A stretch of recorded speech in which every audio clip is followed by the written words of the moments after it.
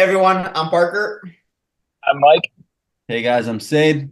I'm Jake, and this is the Try Hards podcast.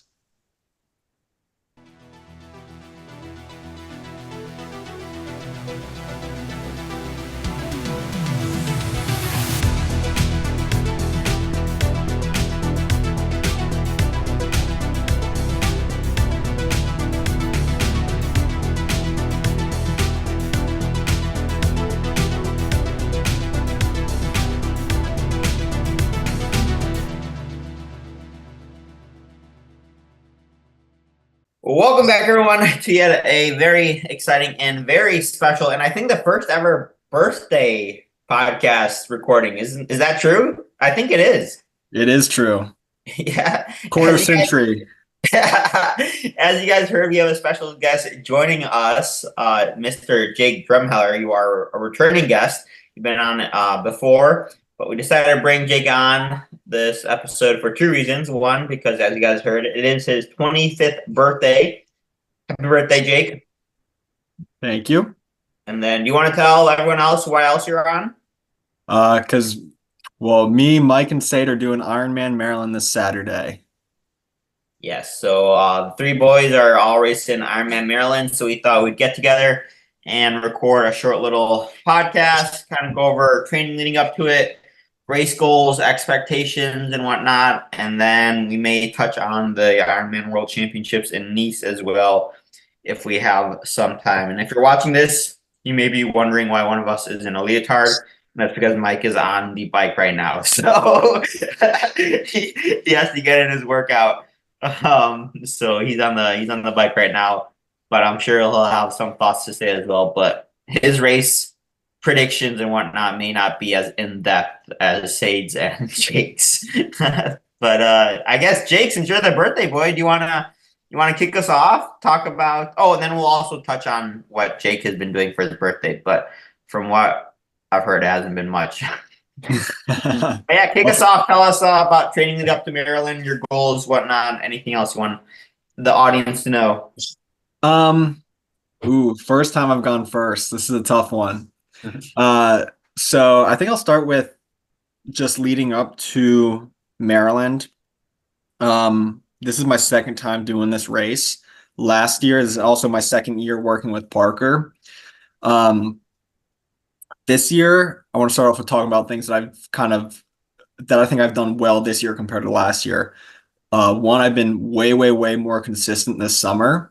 Last summer, there was I think I was sick for 3 weeks. I missed a lot of training. I just didn't get all into it. And I felt like I was cramming in, the last couple of weeks of training to get work in for Ironman Maryland, where this year I feel like I've been very consistent, especially coming off of Eagleman.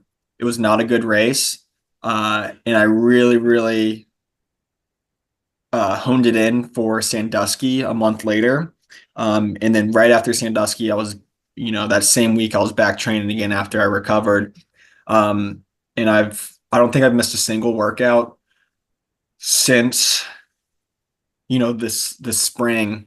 So I've been super consistent, and I think that's helped a lot. And I also feel like training it's been a lot. I've averaged, I think I was looking earlier today, Parker, we averaged about 15 hours worth of training a week since the new year. And, in there's a couple iffy weeks from the start of the year to February where I was very inconsistent and trying to get back on my feet. Especially after the Houston Marathon, I really didn't get back into it until February. So if we take away my, taper weeks and rest weeks, I think that was probably closer to 17 hours per week, which last year would have been I remember you gave me a 15-hour week for 70.3 last year, and I was like, oh my God, how am I going to do this? And now that's baseline. Now that's chill. And I think our biggest week coming up into Maryland was 20 hours. And, I didn't feel like I felt like everything in life was really balanced. I didn't feel like I was, losing sleep. Like I just looked at my sleep on my Garmin. I think I averaged like my sleep score was like an average of 94 across the last, couple months. Like, I mean, the guys know like I've hit 100 a couple times on my sleep score. Um, so like I average like 90 plus sleep score on my Garmin, like 8.5 to 9 hours a night. So like I'm not sacrificing sleep. I'm not sacrificing, you know, anything to get my training in. And it's kind of just falling into place with life. And I also think that helps with just being consistent as well. Like figuring out how you're going to get things done, time management, that's important. But I felt, I think something that I've really felt good about is the run. I'm definitely we're like I used to look at like a 20-mile run and be like, that is ridiculous. Like that was at one point for me untouched territory. And now, I think I had like maybe three runs close to, between 18 and 21 miles coming up into this race. So I feel really confident on that. Um, and then like the swim, we've had some of the biggest swim weeks that I've had since, I was swimming club in high school 6 years ago. No, 8 years ago now. Yeah, since I was like 15. So, so 10 years ago, actually. So I've been feeling really, really good about everything. And I'm just ready to, see what race day holds. Um, as far as predictions, I I just really want to jump in and kind of talk about your training as well, because that's something I've noticed. Well, along with the consistency, you've touched on that, and yeah, you really, I mean, these past, especially, I think since Eagleman, I think that was kind of like almost like a wake up call again. And then since then, and not sleeping, near a taco truck helped too, but at Ohio. But the shift I saw in training and whatnot leading into Sandusky versus Eagleman, that was pretty big. And then yeah, ever since like prep leading into Sandusky, and then since Sandusky, it's really become apparent that you've been, yeah, much more consistent. You definitely found a routine that works for you. And I can just tell that you seem more excited to train and do the workouts now than you have been in the past. And I think that your enjoyment of the training definitely has helped a lot, I think, and you just like showing up ready and yeah, knocking the sets out. So definitely. I just pulled up my sleep because I was curious.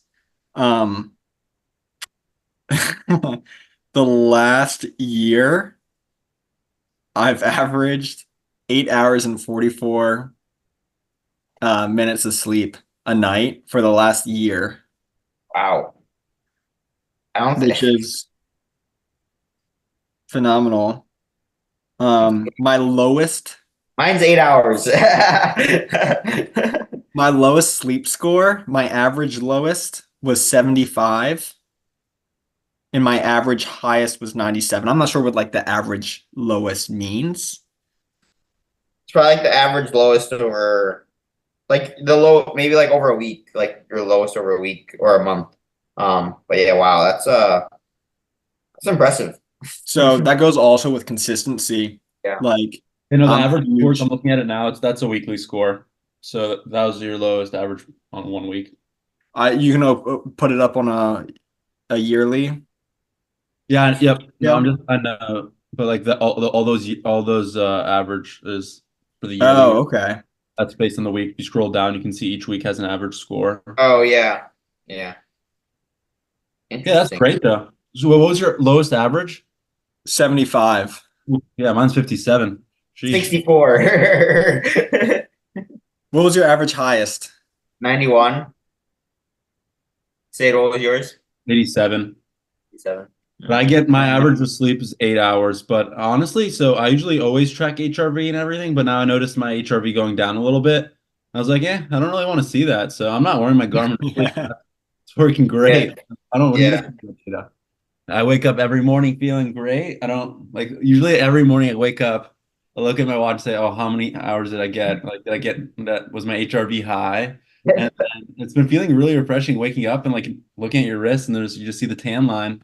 Great. So I was like, I feel great, so I slept great. So that's what I've been saying to myself the past 2 days, and then I think I'm gonna keep doing it into the coming to the race. Good idea.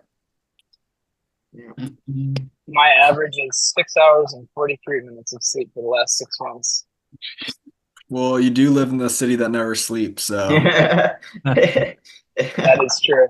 And interestingly enough, you're also the only one that has had dealt with an injury in the past month out of all of us. I'm not saying it's related, but hey, It's there's a very high correlation, I'm sure. yeah, I definitely do think that, I'll speak from personal experience that I've noticed, ever since I've left Garmin and I have been able to sleep more. Now, granted, my training has changed and nutrition has changed also, but this has been the longest time I've gone without an injury. So yeah, I do think sleep plays a major role in sleep and nutrition, two biggest factors that go along with recovery. But anyway, back to your predictions, Jake. What are your predictions? And that's actually something that I want to, it's something I'm trying to change with, looking ahead for Kona, but not necessarily having, it's good to have ranges for times and whatnot, but yeah, just not attaching yourself to, not letting specific times determine your race, if that makes sense. yeah. So I think I have like an idea of what I can go. But also like Before we get into that, do you want to just give the listeners like maybe 2 or 3 of your favorite workouts of this build? So I know you said you had good consistent training. Is there any like 2 or 3 Yeah, workouts? talk about some of the swims. You can crush some of those swims. Anything specific before we get into the into predictions? yeah, I think let me pull up my training peaks here. We had a couple swims that I was just like I just felt great on some big swims. Um like the 20 times 200s on short rest Oh and yeah. like those ones were I texted phenomenal. Mike after I saw that. I was like, "Holy cow!" Because you were coming in at like low 230s, right? And then leaving on the 240. No, I wish. No, I was coming in. I set my watch to leave on the 250. Okay. So like I was coming on like sub 240. Um and well, no, so I set my watch for 250 and I set my watch for 250 and with the goal of hitting 240s, but I was coming at like 234, 230 32 like low 230s. And I was just cruising on some pretty short rest. So it just felt really good. And I really like those longer like endurance sets. Um, like I definitely feel like week after week I was making improvements on my ability to hold that race pace longer and longer. Because I'm a very fast swimmer, but when it comes down to it, I don't think I can. I know I can, but I don't feel like I can hold these long efforts like 500 and up. But that kind of helped me kind of be able to hold that pace longer. So I like those a lot. And then also I liked just like any like long ride, like with a runoff. So like 5 hours with, I think I really like what was it, the 2x3 mile runoff. So I did 5 hours. It was 10 minutes under Ironman power, 10 minutes at Ironman power, 10 minutes at above Ironman power. So like 195, 205, and then 220. And then 6 rounds, but the middle 2 rounds, it was 205, 220, and 235, I believe. Um, and then that runoff was 2 times 3 miles at Ironman pace where I ran like 740 minutes per mile, like a whole minute per mile faster at my Ironman heart rate than I normally do. Like, I don't know. I Yeah. was just I'm looking feeling at it right so. now. I remember your comment on it was, "I'm just as surprised as you are." I don't know what happened there, but I was Uh, cruising. mhm. So maybe maybe that shows up on race day and I put a hurting into Seid and Mike on the run. Uh, that's gonna be yeah. Well, we can talk about race dynamics after we all go for that one. Yeah, how the race will probably play out. But yeah, so you feeling good? You think and it's probably gonna be a wetsuit legal race, correct? Yeah, And no definitely. jellyfish. No jellyfish. There Unfortunately. wasn't a swim last year, right? I was gonna say compared to last year, but there wasn't a Mm. swim last year, right? There was It was, it's hard to Short. 800. yeah, Short. it was like a like 1,200 yards. What did you bike last year? I biked 5:06. Okay. So Should be a maybe sub 5 hour bike split this year. hopefully that'd be cool. Um yeah, that would be like ideal, but at the end of the day, I could care less what I bike as long as I like it could be 5:06 again and I could be happy with that because I left some room in the tank for the run. Because last year I was like knocking out. Last year, actually, it's funny. This year, this Ironman build, I trained at the exact power numbers and the exact run numbers that I did last year. I don't know if you noticed that. Mhm. Um, but and I also did this with the 70.3 too. Like it just took a year for me to actually dial that in and be able to Yeah. execute it all together on race day. So, um, training at those power numbers, I came off that bike feeling like trash last year. And then also I remember those long workouts being like ridiculously hard, those 5 hours at Ironman Power and everything. I remember those being like tough. Like like having to push my like it like I was coming off the bike like destroyed and I was like destroyed the whole rest of the day where I was coming off these rides and being like, okay, like I still have like, I still have energy. I'm going to be able to crush it tomorrow. Um, so I'm kind of hoping that I come off the bike and I can actually hold that marathon pace the whole marathon instead of, falling off the edge of the earth at mile 16 and hobbling my way into the finish line. So, if I can do that, if I can bike the same and run what I am trying to run, which is like 8:40 pace, um, maybe even faster, depending on like how things are going, then that's 30 minutes, 20 minutes right there that I've saved just by being able to not walk half the marathon. So but Yeah. like ideally it'd be cool to go. So we're talking about like, what race predictions. I hope to be able to go sub 10, like around 9:50, because I was looking back. I really want a knee slot. Hard to look back at last year because there wasn't a swim really, but the year before, 9:50 would have put you top five, or top six. So I really want a knee slot. So I'm hoping that that will be able to get me there. No, I think definitely yeah, sub 10 pretty much you're almost guaranteed I think a slot, especially with it being Nice. With Kona, if it was Kona, it might be a little bit more competitive, but with Nice, I think sub 10 yeah, you should definitely have a good shot there. So, yeah. Hopefully we'll be sending you to France next week. That'll be your birthday gift. Yeah, that's all I Yeah. want for my birthday. All I want is a knee slot.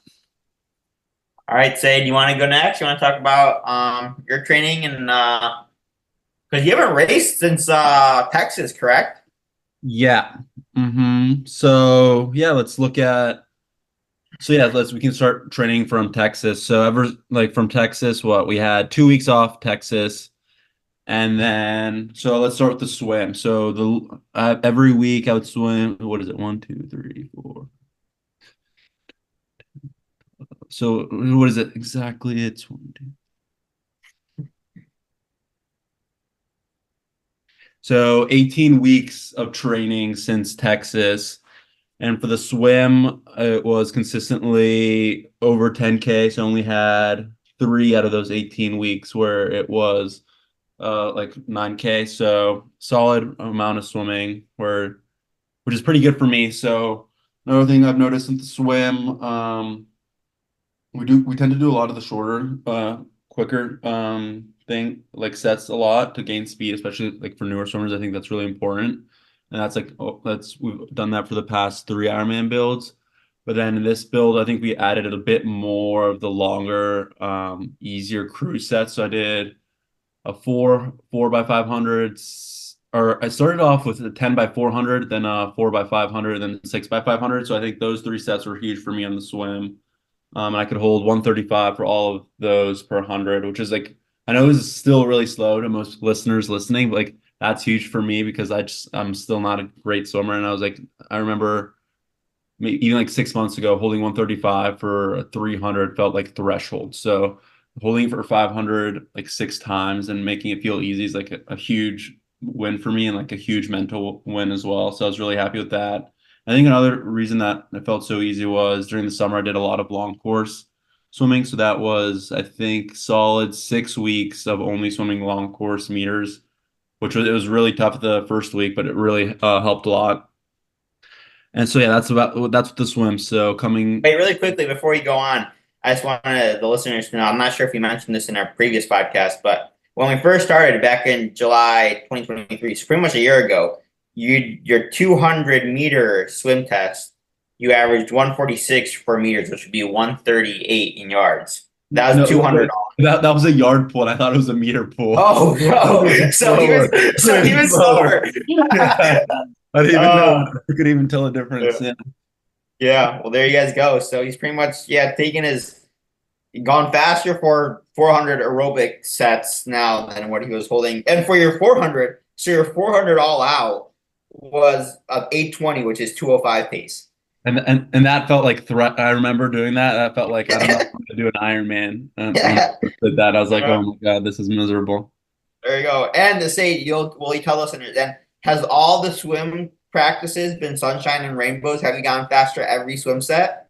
No, not at all. But just always showing up is, I think, what's like really huge. Like you might like not feel great for 2 weeks in the pool, but then that third week, every swim just feels great, and then just showing up every day, even though you like feel like crappy, like it's gonna pay off, and like when it does, it feels so good.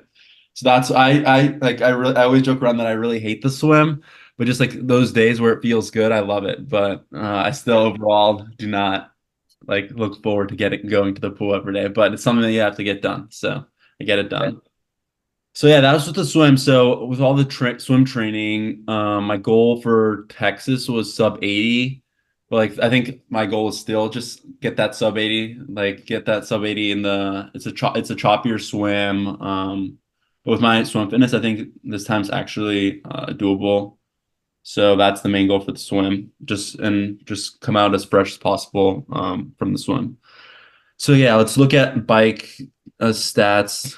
Moving on. Also, did you guys notice this new Strava feature? It actually looks pretty good now. They fixed it. No, what is it? Go to your progress, and then there's a whole new tab. So they cleaned it up, and it looks pretty cool. There is? Where? Maybe you don't have it. I have it. Is it like the 1 year, 6 months? But now there's a whole new tab for it where like it's like this is what it looks like for me now. And Oh yeah, I have that. Yeah. okay. So as I said, 18 weeks. So I had actually for the bike, I have 19 weeks of work since Texas. So yeah, the main thing for the bike was we really, I think we did 8 or 10, no, I think it's 10 solid weeks of 2 workouts a week. So Tuesday, Thursday, really hard on the Zwift, and then Saturday just go out and just enjoy riding. So we did 4 to 5 hours every Saturday, just like what zone 2, like 200 to 220 watts average, just really easy, but then really fry your legs.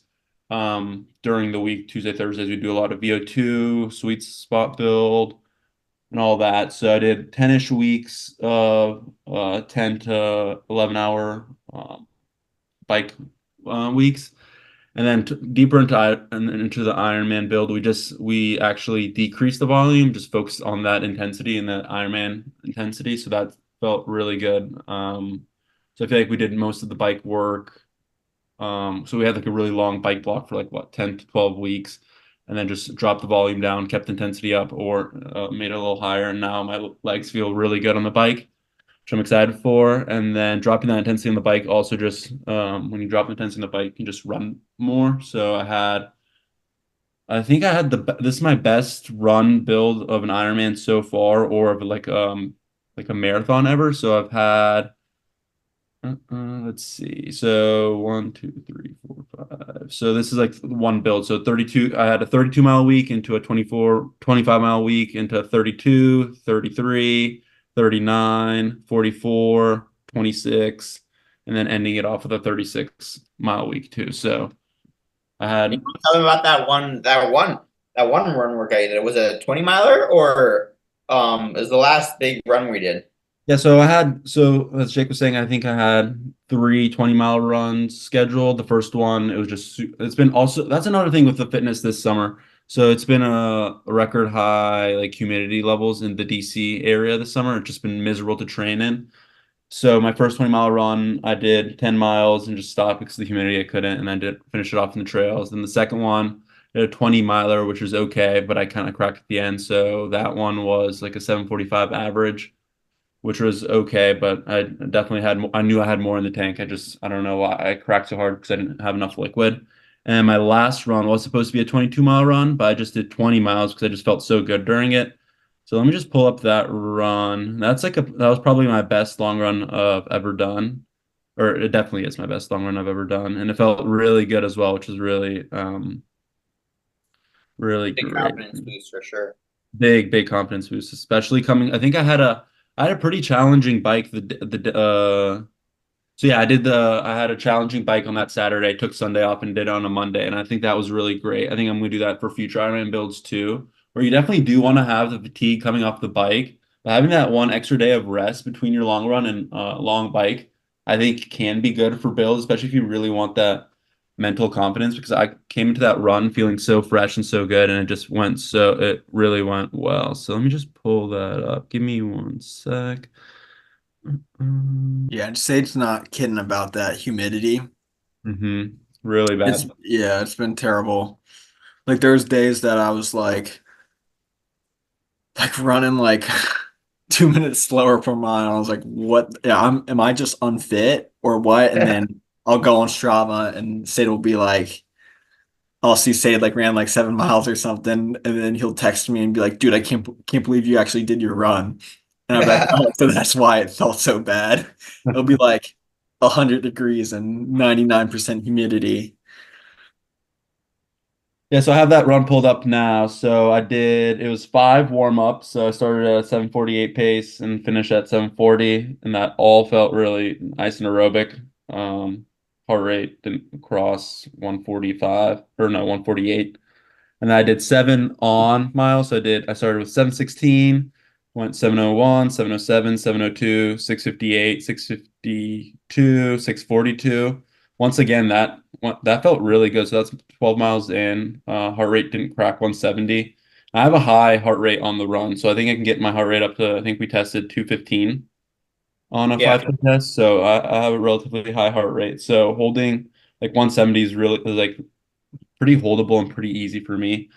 Then did a cruise mile at 7:20, and then the last 6 miles of that, I kept it all under 7-minute mile pace and felt really good. So I did 6:52, 6:50, 6:52, 6:42, 6:18, and then I really wanted to push on my last one to get a sub 6:10, but I was like, I knew that would not be smart. Like I probably could have done that, but definitely would have maybe risked injury or just blown up, and no need to blow up when your confidence is already going so high. So did 6:18 and then closed it off with a 6:33. But yeah, I was really happy with that. That was 20 miles at a 7:08 average. My heart rate average was 150, I think 158, no, 159. So all Okay. like still aerobic for like really aerobic for me.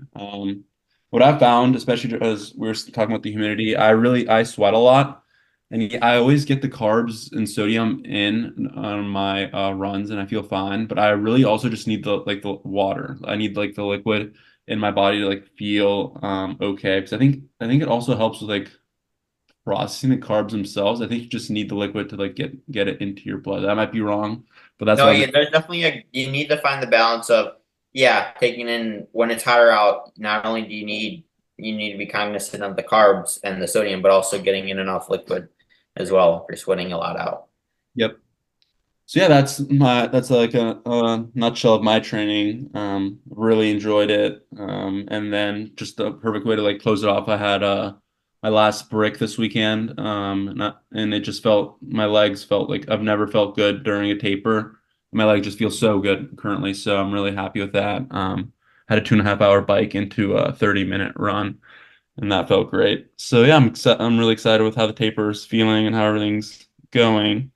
And then goals for the race. As you said, Parker, I think I've focused a lot on time, and I don't think that's like really the right thing to focus on necessarily on a race because there's so many things that you can't really control.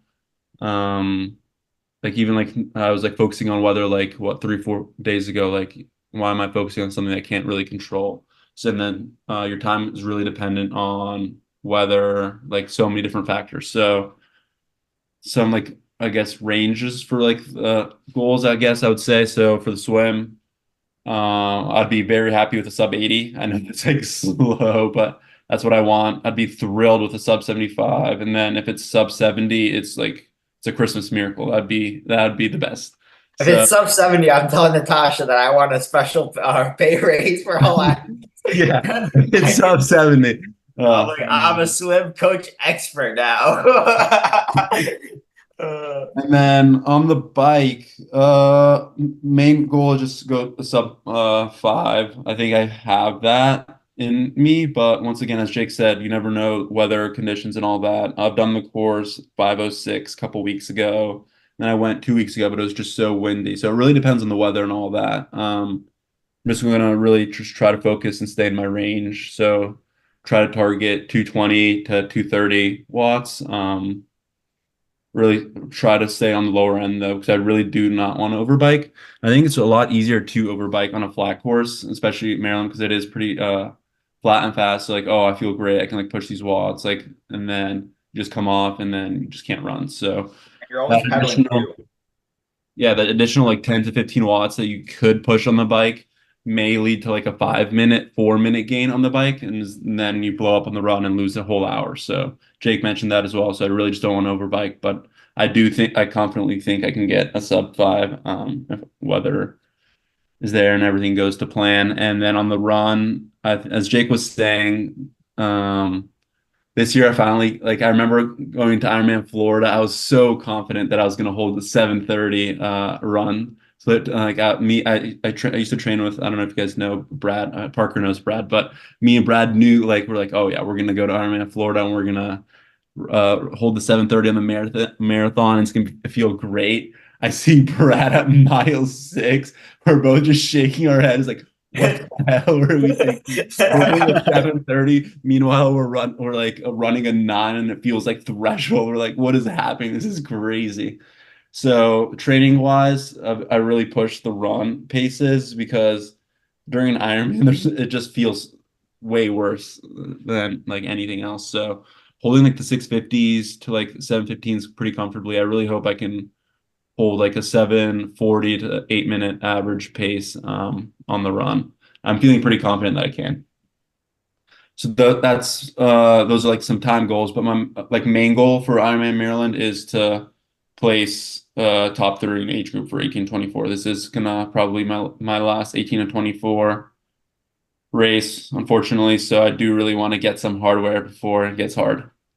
Like that. Yeah, get you Well, that. you can always do Haines City with me. Yeah, but it's 70.3 though. I don't know. If Maryland, I don't know. I just 70.3 does not excite me at all. I don't know. But we'll see. We'll see. You can really test out that bike power 70.3 though. I know. One race at a time. One race at a time, exactly. Forget I said anything, guys. All right, Mike, do you want to do a little something, whatever you can muster with Mike? Can you skip me for 9 minutes and 40 seconds? I have the last 10-minute effort to do. So All right, if you want to yeah. do a recap or a prediction for Nice for the women? Yeah, we can Say do that. to We'll me. talk. We'll talk about Nice, I guess, really quickly while Mike wraps up his last 10-minute interval. At what are you pushing? 260. Yeah, 260. There you go. And it's conversational. So it's 260, zone 2 for Mike. It So only is. pushing This is 280 at Maryland. Peter Attia would say. This is how you know it's zone 2 right there. Oh, speaking of Peter Tia, do you guys speaking of zone 2, did you guys see that the post he made with Oh, Tati Pagacha? yes, that's insane. Yeah, so for those of you that don't know who Tadej Pogacar is, which my dad didn't know who he was, but anyway, so Tadej Pogacar, the winner of the Tour de France, I think he's going to be on the next Peter Tia podcast. I'm not sure when that episode will drop. I'm hoping it drops soon, but Peter Tia posted a reel on Instagram, and Tadej Pogacar zone 2 power, which is what he holds for 4 to 5 hours, 320 to like 340 watts, which is mind blowing. And the guy is a freaking skeleton. I don't know. Yeah, it's I don't know. What are you guys, how do you guys think? Because I think that really goes to show how strength or how sports specific strength plays a role in different sports. Because if we take him to a squat rack, I would assume that one of us here could probably out squat him. Like, but then if you take a look at the power he can produce on a bike, it's just, yeah. What do you guys think? Do you guys have any thoughts? It's just that I think it's just that sport specific strength. Like, Yeah. I mean, I think that's insane. Yeah, Like, 300, because you I just could gotta, push that for like a minute and I'm toast. And it's just, yeah, it would be. I just wish like I could for like one day just like be able to, have his. I wonder what like 200 watts for him feels like. Does it feel like he's not even pedaling then?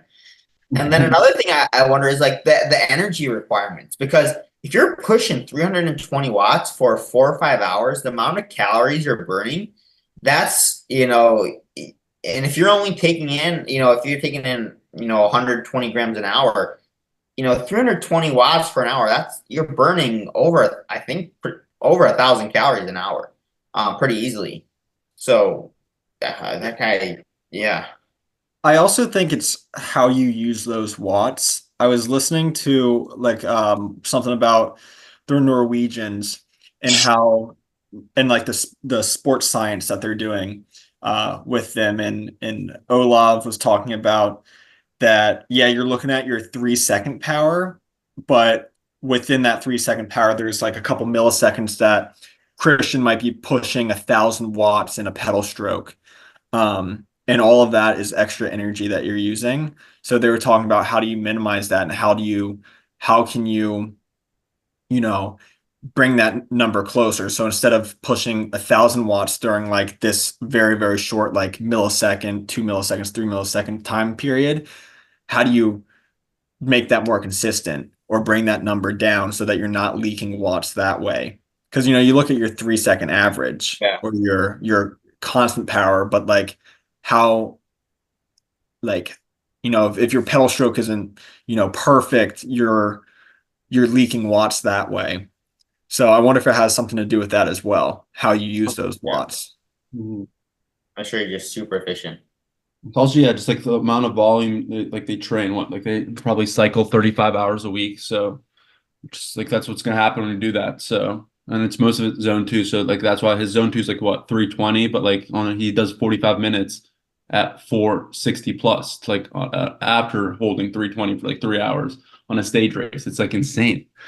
It's so cool. I wish I like knew about cycling earlier. I think cycling probably would be my overall favorite of the three. Like coming into triathlon, running was overall for sure, but I think cycling is really cool. What do you guys think? What's your Yeah. favorite? What's your favorite of the three? For me, Um, I think mine's the run. I've always been a runner. Like I just You yeah, would pick running if you could only do one. You'd pick running still? yeah, yeah, I think so.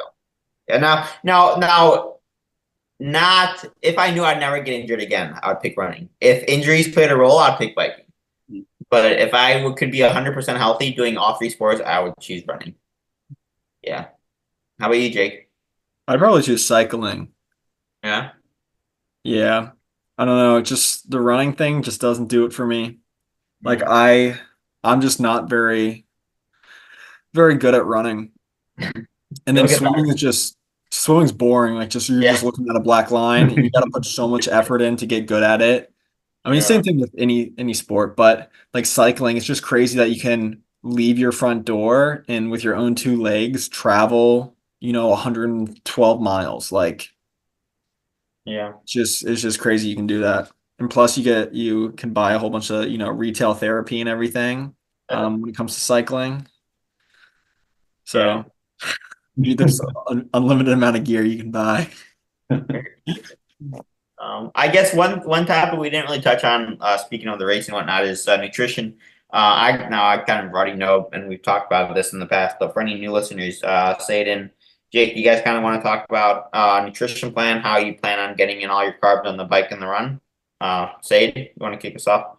Sure. So morning of, I'm going to do the Magnus method and eat a whole loaf of bread. It's like it's 14 slices of white bread. Just eat the whole thing. It's like Magnus. No, I'm joking, but isn't that crazy? He eats a whole loaf of bread 3 hours before he starts, which is Does insane. you really? Which is Wow. like his coach's podcast, like 14 slices of bread 3 hours before. It's insane. You like Well, when you're pushing 400 watts for an Ironman, you kind of need yeah, it. yeah. Well, honestly, so I'm gonna wake up like what 3 hours before, probably have 3 bagels in the morning, and then have a decent amount of probably three red or try to get like 400 milligram or 200 to 300 milligrams of caffeine just so I can get the bowels moving in the morning and all that. Just feel awake and ready before the swim. Before the swim, I'm gonna get an iconic banana picture with me, Mike, and Jake. So I'm gonna have the banana with some carbs. I'm probably gonna have another caffeine gel then, and keep sipping on electrolytes. And out of the swim, I'm gonna have a caffeine gel right away again. And then I'm just gonna have bottles of raw fuel. So I'm doing 120 gram or 125 grams of carbs an hour and 1500 milligrams of sodium. And then I'm gonna try to get another caffeine gel right around hour 3 on the bike. Starting the run, I'm going to get another one of those caffeine gels. So I'm trying. I really do like caffeine, so I'm doing the 100 He's milligrams. SIS, right? So yeah, I do. I'm gonna do SI. I'm gonna do Martin and the Morton caffeine ones, and then I'm also gonna do the SIS Nootropic SIS gel, which is 200 milligrams. But I'm only gonna use 3 of those race day because you can't have too much caffeine. But yeah, I'm gonna try to average like 100 milligrams caffeine an hour during the Ironman. 125 grams of carbs on the bike. We're at like 900 milligrams of caffeine right now. I'm just like, holy shit. No, but I think it's like realistically, like during training, I take that much too. It's just like it's not that great. Like today, I've had 3 coffees at work. It just I really do like the caffeine. It just makes me like feels really good, especially like when I'm racing, like during a big session. It just feels really great. And then on the run, try to get 60 to 80 grams of carbs as much as I can get down. How about you, Jake? I'm going morning of. Actually, let's go night before. Before bed, cherry Bundy, tart cherry juice. There we That go. is that is honestly that is the my best kept secret on recovery and sleep. Like, I mean, Seid, I got Seid on the Oh tart yeah, cherry juice every train. night, every night. Yeah. I sleep like a baby. Like, I kid you not. I take one 30 minutes before bed. Um, and I just like pass out. And it's great for inflammation and everything. So if you had a hard training day, like it's just like it like I just feel like I recover better with it. Um, they're Just so great. delicious. Yeah, Pure it's carb, organic too. Flesh. it's so great. But morning of, I'll probably have um my go-to is normally some oatmeal, super easy, um, with some electrolytes and everything. Um, pre-race, iconic banana pick with the boys. And then I'll have a gel before a swim, a 30 gram a PF 30 gel. And then PF30 gel out of the swim. On the bike, I'm having 32 ounces of mix. So 75 grams of carbs in the bottle, and then 30-gram gels with 1,200 milligrams of sodium, and then drinking as needed at aid stations from water bottles. So that's like 105 grams an hour. I was trying like 90 during training and everything.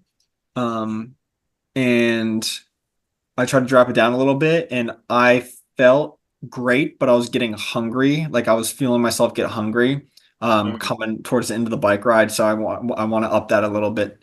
And I've played around with it quite a bit. So I think at the most I've been, taking in 120. But that was a little bit too much for me. So I played around with my nutrition quite a bit, and I really think 105 is a good spot for me.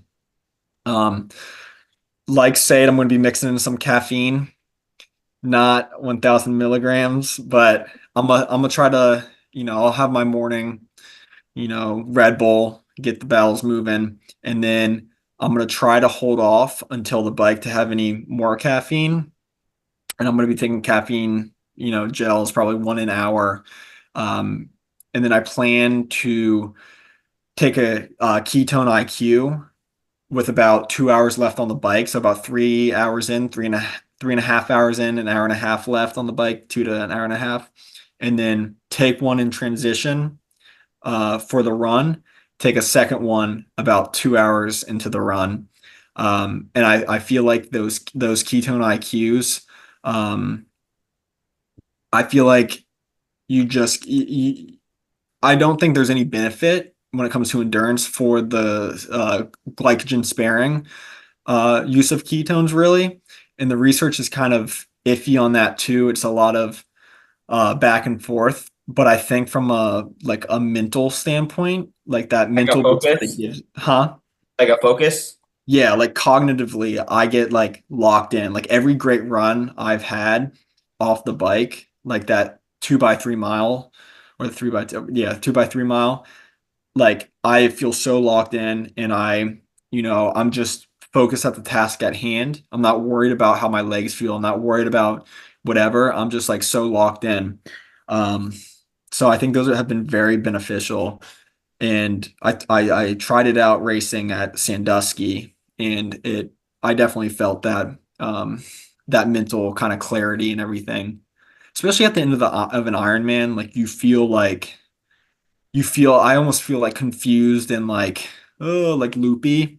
And, I think that definitely helps a little bit, just having that clarity. And so on the run, I'll try to shoot for, 3 gels an hour, which is 90 grams with, as much water as I can take down if it's hot. Cause I was like, there's days this summer during a run that I would have like 40 plus ounces of water an hour on my run, but still be dehydrated coming off. Um, so I'm going to have, as much water with about 750 milligrams of sodium an hour and see how that goes. How'd you get all that water in on your training runs? Did you have like a route where you had a bottle set out, or? Yeah, I would just set out bottles. Like I'd go to the track, like on one of those days it was really, really hot. Like I'd be like, there's no point in trying to, you know, do a loop right now. I just set out Yeah. bottles and literally just like chug bottles down. Yep. Smart. Yeah. All right. Mike, how'd the interval go? Good. It was a little higher than the ones earlier in the ride, but it was still good. It was Yeah. 157 average. So Not um, bad. yeah, not bad, not bad. But yeah. So predictions for the race, or I guess I'll talk a little bit about my training since Lake Placid. So right after Lake Placid, I took like 4 days off of no training, and that was much needed. Jumped back into training that weekend after Lake Placid and felt like really good. I was like, wow, like I thought it would take me a lot longer to recover. And I think I kind of maybe downplayed some of the fatigue that I was really feeling. But I had some great swims and great runs like the first week back after Placid. I remember up until yesterday, my best swim of the whole build to Maryland was I think the first or second swim back after Placid. And it was a 3x1000 D7 set. And I think my second one, I did like a 12:30 or under 12:30, I think, something like that. It was like, or maybe it was like 1:17 pace, whatever that came out to be. Maybe it was like 12:40, but it was really good. And then had some like up and down weeks of like really good training and then not so good training because of either work or vacation, like 2 vacations in there where I just really didn't train at all. So I felt like I didn't get into as good of a rhythm. And I also kind of learned my lesson during this build. I swim with a group most days during the week. Usually 3 to 4 days out of the week, we were doing swims. And these swimmers are either former college swimmers or former high school swimmers that are significantly better than I am. And I'm swimming in the back of the pack, just trying to keep up.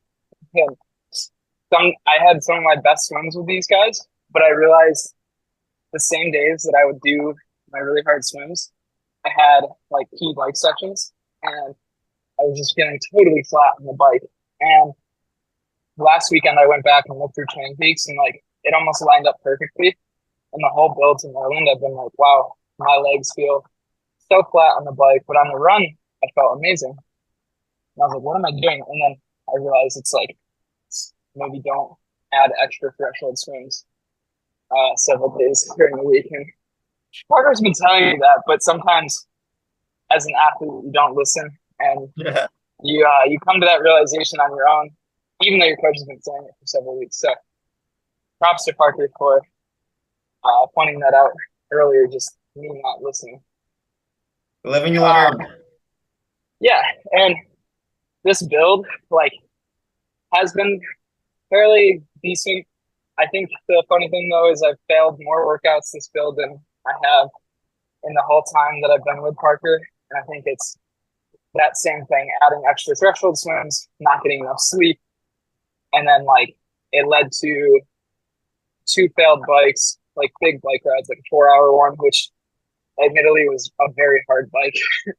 That was the 4 hours of pain. Yeah.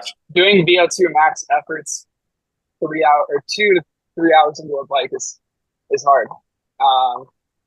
And then 1 5-hour ride and a swim. But other than that, things were pretty solid. And then this past week, kind of after my last long run, came up a few minutes short at the end, and my calf got super tight. And then this whole last week, I've been dealing with some like calf and Achilles pain to the point where I couldn't even put weight. I'm like pressing down on my heel. And I was kind of getting worried that I wasn't going to be able to run, but I think it's all good now. We did some dry needling, physical therapy. I'm going to run for the first time tomorrow, and everything feels really good. So very eager to race. But favorite swim set was probably the one I did yesterday. Warm-ups like 3x300, and then you've got 16 25s, and then the main set is, so it's 5 rounds, and each round is 100. It's like 100, 100, 100, 100, or 4x100. And then the second 100 on each round goes up by 100. So then it goes up to 200, 300, 400, 500. And on those longer ones, we're trying to hold Ironman effort. The first and third one were easy. And then that last 100 is like fast. And I did that one with Ezra last night. And I realized I got faster per 100 on the 300 than the 400 than the 500. And I closed the 500 at like 6:19. So, Yeah. You're cooking. Yeah, that was good. Yeah. Just felt like I was actually catching the water yesterday. favorite bike ride was probably the 5 hour ride that we did where I can't remember the exact intervals, but there were some longer intervals. And it had like accumulated 3 hours at like 258 watts for me, which is like the very upper end of what I could try to hold in an Ironman. And I think I learned that that is my limit, because when I went out to run after that, I was pretty cooked after 5 miles of running. I was like, yeah, okay, I cannot push this in an Ironman. But good learning lessons. Predictions for the race. I've swum in the Tap Tank River several times for practice swims, and then done Eagleman 3 times. Only one time have I swam faster than expected. So I would say 59, because that's what I did at Placid. But I wouldn't be surprised if I came out of the water at like 102, 103. Just, it depends on where the current is going to be. Like if we catch a down current, it could be faster. Because I know, because it's in the kind of a protected bay, and it depends on which way the current is going, where it can either help your swim time or hurt your swim time. But it's extremely variable and not something to really worry about. On the bike, I did a 214 on the 70.3 course this year, and it's like the reverse of that course plus a little extra. So yeah, I'll be backing off the power significantly, but I think like 440 to 450 is within range.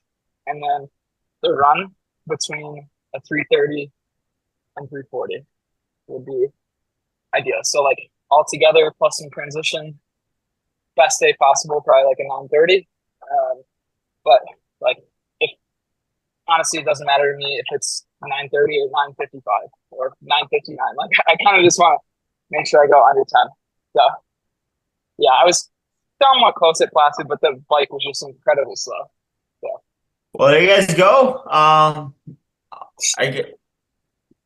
Wait, can you guys hear me? My internet. Yeah. All right, good. All right. Yeah, I got you. Well, there you guys go. Race recap from all of us. Should be a good day out there. I think it's gonna be fun. I think something that has helped all three of you, I think, is also just knowing that you guys are all racing together. Just having the entire group out there, I think that just makes, the entire atmosphere better, and it's gonna be a lot more fun. And yeah, I know. I think Jake and Mike, I think it's safe to say that you two will definitely be out of the water first, and then Seid, that leads Seid to I know, give extra motivation to come hunting down, because yeah, it's gonna be I'm very excited to watch. That's for sure, to watch the day play out. I'm gonna be I have my popcorn ready, and it's gonna be exciting.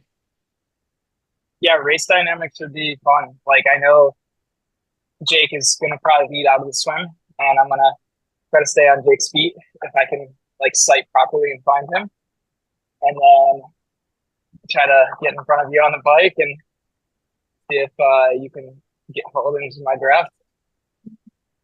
I don't know about that. You push some big boy watts there.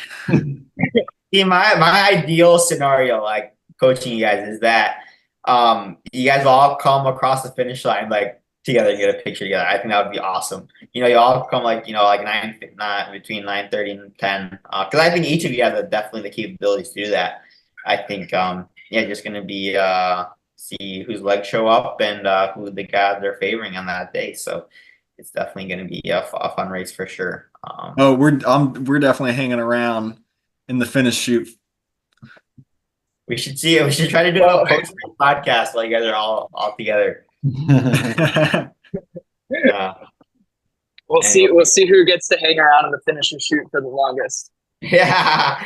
Do you guys have any post race dinner plans, or do you guys want to save that for the post race podcast? We'll talk about that after, where you guys went and where your post race meal was. Me and Seid have some post race plans, but we'll save that. I don't know if Mike's joining. I'll be the designated driver. That's what Allison's for. Oh yeah. Yep.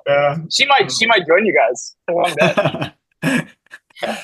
Honestly. Well, anything else you guys just want to do a quick top 3 podium predictions for Nice? Sure. Yeah. All right. Let me start Seid. off. Yeah, Seid, how about you start? So I'm gonna do Annie Hogg number 1, number 2, Lucy Charles, number 3, Kat Matthews. And you can do a dark horse as well. Dark Or not horse, necessarily dark horse, but well, not dark horse, but notable mention Alice Alberts. I'm gonna say she's gonna come 5th. there you go. Jake? All I know is Alberts is going to be on that podium. There we go. Alice Alberts, all 3 spots. All right. I'll go. I think, yeah, Annie Haug, number 1. Lucy Charles, number 2. Number 3. What did I text you? Did I text you Kat? Let's see. No, Jackie Herring. Jackie. Jackie Herring, number 3. And then notable mention, yeah, Alice Alberts. Yeah. Mike? I'm gonna go Lucy Charles Barkley number 1. Anne Haug number 2, and then number 3 is Taylor Knibb racing. No. Alice Albertson. There you go. Is our top 3 podium prediction? We are not biased at all.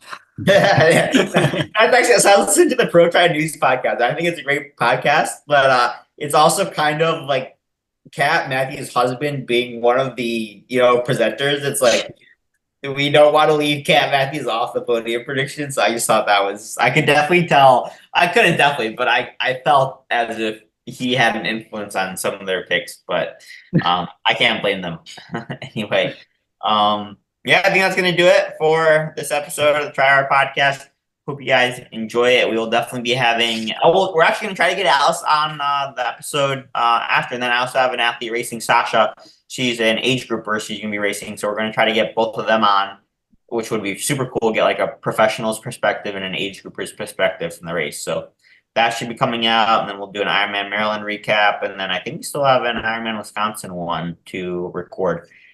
But I hope you guys enjoyed this one, and we'll catch you guys back here, hopefully next week. Yep. See you guys. See you guys. Thanks for listening to this week's episode of the Try Hard Podcast. If you enjoyed it, we'd appreciate it if you could share with others and leave us a 5-star rating on Apple Podcasts and Spotify. If you have any questions or comments for us, you can either DM us on Instagram, leave a comment on YouTube, or message us through the Spotify app. Lastly, I'd like to thank the sponsor of this week's episode, the Naperville Acupuncture Center. If you ever find yourself in the Chicagoland area and are dealing with some aches and pains, I cannot recommend Frank and Angela enough. They do an amazing job over there, and I promise you will leave feeling so much better. Thanks again for listening, and we'll catch you guys back here next week.